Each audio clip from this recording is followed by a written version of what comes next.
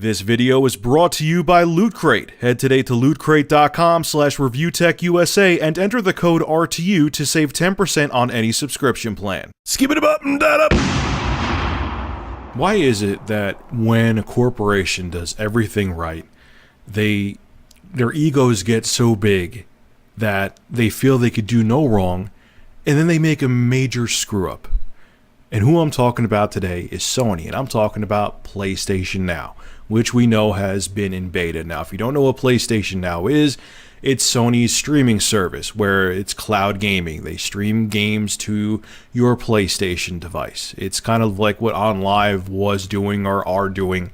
I think they're still around on some kind of strange life support. They're barely surviving. But whatever, it's cloud gaming, and Sony is banking a lot on cloud gaming when it comes to the PlayStation brand. You're probably thinking, hey, if you haven't tried it, it can't be that big of a deal, right? I'm sure they're doing all right with the pricing, and I'm sure the beta is going swimmingly. No. Here are the prices. For $2.99 to $4.99, you could rent the game for 4 hours. That's not a typo, 4 hours. $5.99 to $7.99, you can rent the game for a week. These are US dollars, by the way.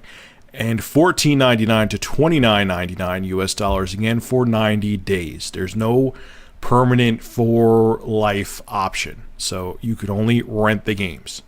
Okay, just to make you realize how retarded this is, a game like Saints Row the Third, which you could find probably on the side of the street for free somewhere because it's so common and so cheap, or you could go to GameStop, or you could go anywhere or go online and get it for next to nothing, is $29.99 for 3 months.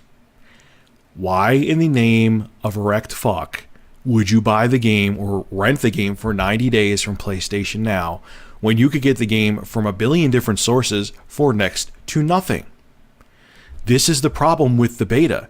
On top of it too, like this article says, wouldn't you want the games to be free to see how say in beta, I should say. Okay, I'm not saying keep the games free. Obviously, Sony has to make money off of this. In the beta, don't you want to see how stable your servers are, Sony? Don't you want it to be free so you could see, so a bunch of people are streaming games to see if your servers handle it? And on top of it, what's with this pricing? $29.99 for a game that you could get for next to nothing and own it? And then you have services like GameFly, which are like $15 to like $23 a month. Granted, GameFly, in my opinion, is nothing special. I've had them before, and any game that you want always seems to be out of stock there, but whatever. You could still get a game mailed to your house. They get it to you within a day when the game's in stock, and you could play it for as long as you want to for a low monthly fee. What were you thinking with this? So, and then on top of it, to make matters worse, you're thinking, oh, right, it's a beta, they're going to change their prices. According to an FAQ, these are the prices. They're probably going to keep them the same. Well, I'm going to make a bet that they aren't because people are flipping out. But if they do, damn. Look, here is the reality of it. There's a lot of people, because of what Sony's doing, that are like, yeah, this means that cloud gaming is not going to be the future and we're all going to be able to, to have physical media forever. No, eventually someone's going to get it right. And, streaming is, unfortunately, as much as I don't want to see it happen, I'm 99% sure it's going to be the way of the future. Developers want it, publishers want it, the gaming industry wants it, because in their eyes, it'll relinquish piracy. Will it actually do that? I don't know. But it's the future.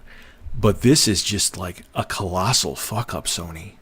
I've read other articles, and I just don't understand what you're thinking.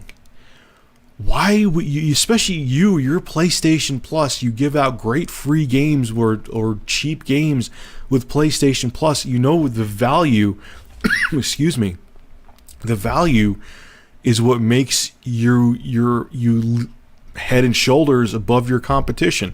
I'm tired. I'm getting messing up my words here, but you understand what I'm saying. And how do you see these prices as reasonable? You guys can't be that out of touch with reality to know that Saints Row the Third and other PlayStation 3 games you could get from retailers, new and used, for next to nothing. And you're offering them for, you can't even buy them. you could buy like 3 copies of Saints Row the Third for the $29.99 you're asking for 90 days. This is, and you know what? Sony's banking a lot on PlayStation now. This is going to leave a bad taste in people's mouths, and hopefully you don't need this to work, Sony, because right now, especially if you don't change anything, if you need PlayStation now to work to be successful and survive, things ain't looking good. I don't know what you guys were thinking with this pricing, but you better adjust it quick, or PlayStation Now is going to be nothing more than a memory. This is Rich of Review Tech USA. Make sure to rate, comment, favorite, and subscribe. And as always, thank you for supporting my channel. Have a good one.